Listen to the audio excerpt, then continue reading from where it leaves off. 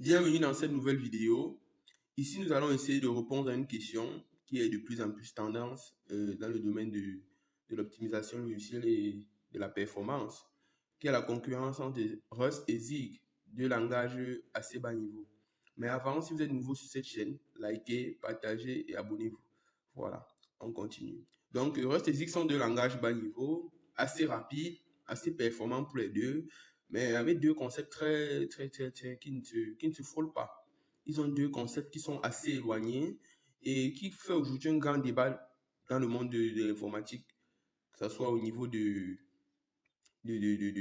applications bas niveau, que ce soit au niveau de l'optimisation, vitesse, performance. Donc, j'ai décidé d'essayer de répondre à mon niveau à cette préoccupation. Et comme toujours, on a pris des informations au hasard, on a pris 5 sites au hasard avec des discussions de personnes et tout, pour être assez transparent sur cette analyse. Donc ici, c'est Rust et Zig, la nouvelle bataille des langages de programmation pour la performance. Introduction, l'émergence de nouveaux challenges. Donc l'IA nous prendra assez de temps. On dit depuis des années, Rust est le langage de référence pour la programmation haute performance et respectueux de la mémoire. Il utilise la protection pour tous les types de systèmes, des navigateurs Firefox, des systèmes d'exploitation, au moteur de jeu, au système embarqué. Les développeurs apprécient son absence de bugs de mémoire, son excellence modèle et tout. Donc, Rust a beaucoup de qualité, fiabilité, stabilité, vitesse, puissance et tout, et tout, et tout. Cependant, ce nouveau pourrait bien faire apparition dans le monde de la programmation. Zig est une alternative séduisante, légère et flexible. Mais ça, c'est la promesse de Zig. Elle se dit facile à apprendre et en même temps, elle se dit plus rapide que Rust. Même si dans le cas, c'est juste d'une milliseconde. On va aller pour voir ce que ça donne. Alors, Zig est-il véritablement concurrent à Rust? En tant que personne intéressée par les langages de programmation, j'ai parcouru ces articles Rust et Zig pour voir quelles sont les choses que chaque langage fait de mieux. Donc ça, c'est déjà ce qu'on devait se poser comme question. Quelles sont les différences si effectivement, en 2025, les gens devraient commencer à envisager d'apprendre Zig? Voilà.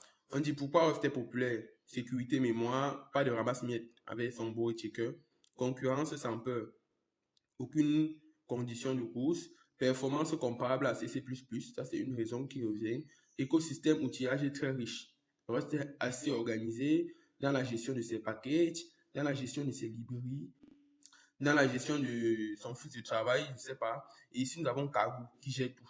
Ça fait que les projets sur Rust sont assez bien organisés.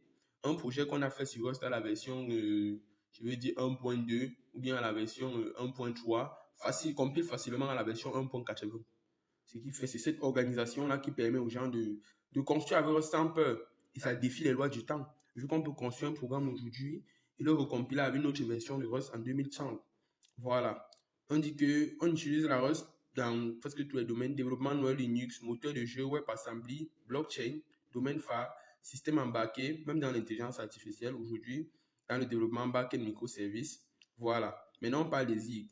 Zig, comparément à Rust, a des règles strictes et un compilateur complexe. Zig se concentre sur la simplicité, la performance et la gestion manuelle de la mémoire.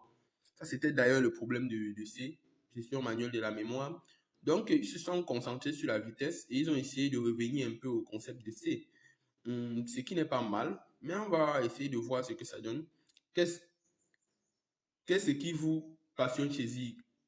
Pas de ramasse-miettes, pas de temps d'exécution supplémentaire, gestion manuelle de la mémoire, sécurité de la mémoire de compilation et d'emprunt et tout, interabilité avec le C++. Ça, c'est clair. Zig est conçu pour être intégrable avec le C++.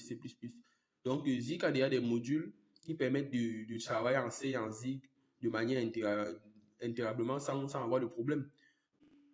Compilation croisée simplifiée. Oui, Zig utilise un compilateur croisé, ce qui le rend encore assez rapide. Donc, Zig a aussi beaucoup de nouveautés.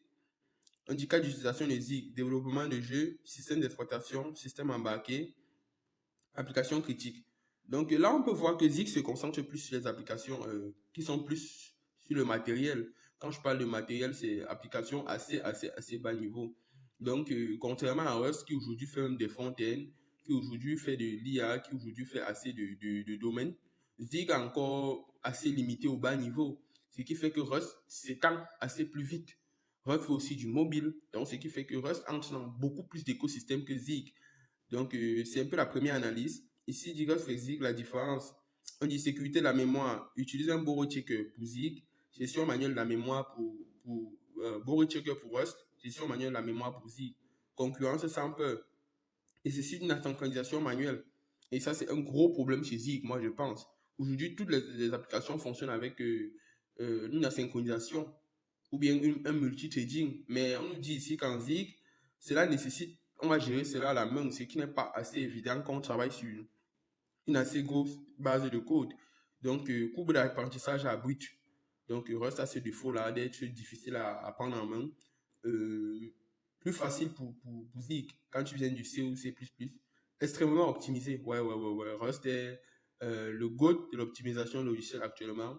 Rapide pour certains cas. Donc, Zig est rapide, mais il a des lacunes à s'intégrer partout aussi de manière rapide, comme Rust le fait. Nécessité une self développe, interopérabilité avec le C. Donc, écosystème énorme. Comme je le disais tantôt, on a Cargo, on a Create.io. Chez Zig, c'est plus petit, mais en croissance rapide. Cas d'utilisation, application à grande échelle, axée sur la sécurité. Pour Zig, c'est application critique en termes de performance et durée d'exécution minimale. Donc, vous pouvez voir ici que les applications à grande échelle, axées sur la sécurité aujourd'hui, sont plus importantes, ou bien que la sécurité aujourd'hui, logicielle, doit être plus importante que la vitesse. Parce que relativement, Zig et Rust sont les langages qui compilent. Zig compile à la milliseconde de plus que Rust. Mais au niveau de la sécurité mémoire, Rust a quand même ce point-là auquel il est assez capé. Donc ici, c'est un peu cette analyse. Faut-il apprendre Zig en 2025 ou rester sur Rust? Qui voudrait apprendre Rust? C'est la sécurité mémoire et tout ce qui va avec. Qui voudrait apprendre Zig? Si vous souhaitez le contrôle de la mémoire et de la performance, donc ça c'est un peu des petits trucs. Ici, on tombe rapidement sur une conclusion. Donc ça c'est tout pour l'analyse de ce premier site. On va entrer dans le site officiel de Zig. Parce que là, j'ai décidé de comprendre pourquoi ils ont créé un langage qui était assez bas niveau, quand le domaine du bas niveau aujourd'hui demande assez de performance, qui est aussi des langages comme Rust et Zig, comme Rust et C++. Donc, ils vont nous expliquer un peu ça. Je vais chercher la partie pour qu'ils nous expliquent. Ils disent quoi? Ici, ils parlent de C++. J'ai vu une partie où ils parlent de Rust. Et je crois que j'ai vu ça.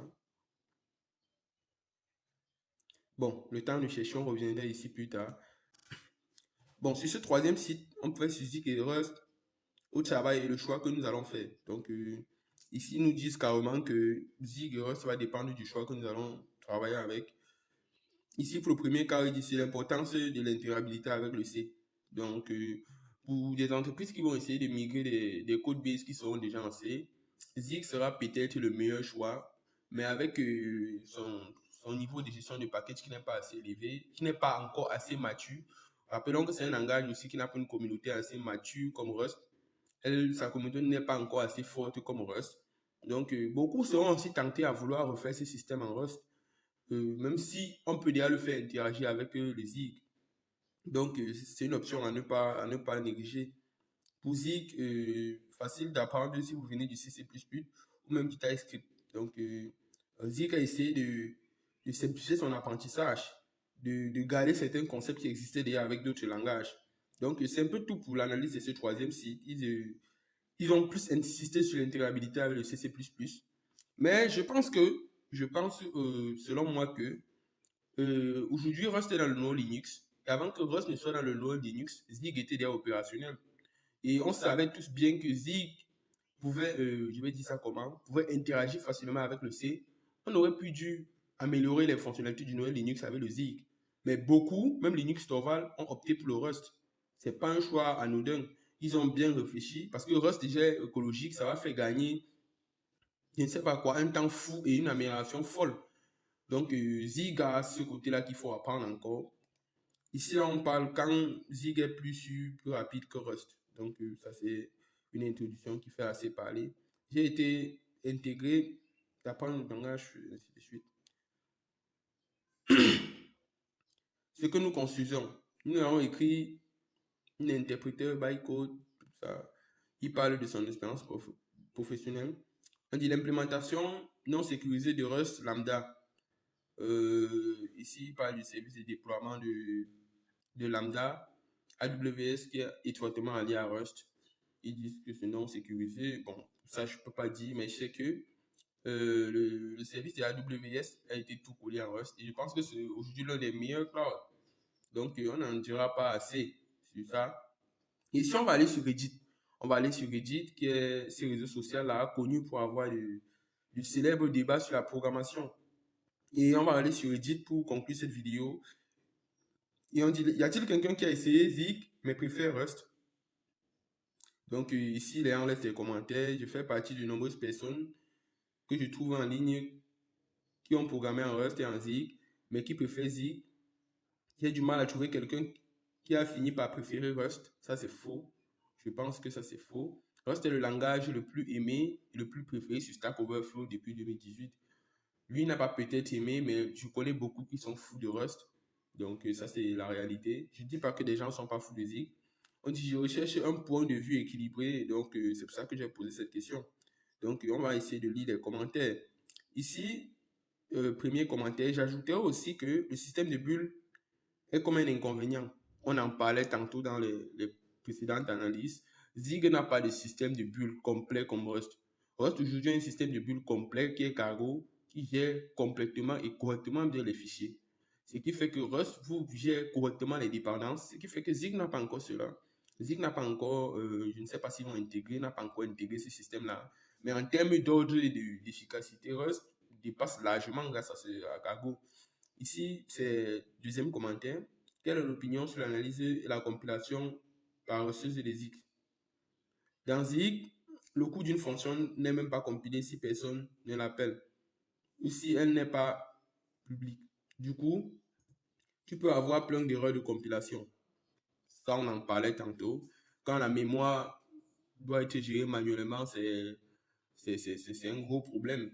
Et c'est ça que Zig a préféré la vitesse, aller vite, mais il y a beaucoup de choses qu'ils ont négligées, comme le système de fichiers, la compilation, gestion des règles et tout. Donc, ils ont beaucoup de petits défauts. Je ne sais pas si leur communauté va corriger cela, mais pour le moment, il fait assez parler.